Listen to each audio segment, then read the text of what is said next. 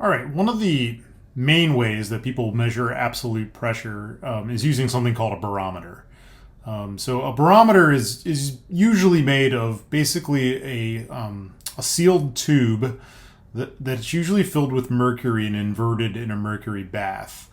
And so what happens is the weight of the mercury that's in the inverted tube pulls the mercury down, and that actually creates sort of a vapor bubble that sits at the top of the barometer. So inside that little space between above where it says A in this picture, it's basically filled with mercury vapor that's in equilibrium with the liquid. Now the vapor pressure of mercury is actually quite small. It's only about about 0.2 or zero point 0.4 pascals, depending on what the exact temperature is. But it's fairly close to zero if your reference point is atmospheric pressure. So if surface tension is neglected, so like if the tube is wide enough or if it's made of a material where the contact angle is close to 90 degrees, then basically you can just take the pressure inside the liquid at point A to be the vapor pressure, or approximately 0 pascals absolute pressure. And then the pressure at point B at the bottom of the tube, because of our rules about the fact that if I go down from B, I go down rho GH, but if I go over to the right towards point C, there's no pressure change when I do that. And when I go back up to point C, it goes negative rho GH, because I'm going upwards. And so the pressure at B is exactly the same as the pressure at C in this picture, which happens to be atmospheric pressure as long as there's no curvature due to surface tension.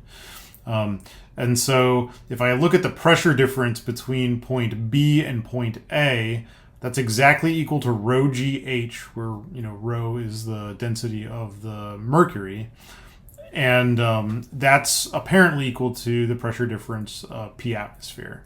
So this is actually a very good way to measure P atmosphere. So rather than basically you just measure H for the column to figure out P atmosphere. So how big is that? Well, at atmospheric pressure, that's atmospheric pressure is about 101.3 kilopascals, but actually it varies from day to day, right? So the barometric pressure, let's say if a storm comes through, can actually be a couple percent higher or a couple percent lower than that.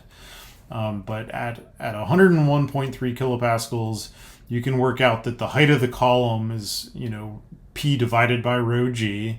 So if P is 101 kilopascals and rho times G is whatever it is for mercury, 133 kilonewtons per meter cubed, then you can work out that the height of the columns is about 760 millimeters, or in the imperial units, 29.9 inches. So in fact, a lot of times people will actually use mercury as like the fluid head for mercury, as a surrogate for talking about pressure, right? So probably actually when you watch the news, they will talk about the barometric pressure by telling you how many millimeters of mercury or how many inches of mercury the barometer reads. Anyway, so this is how a barometer actually works.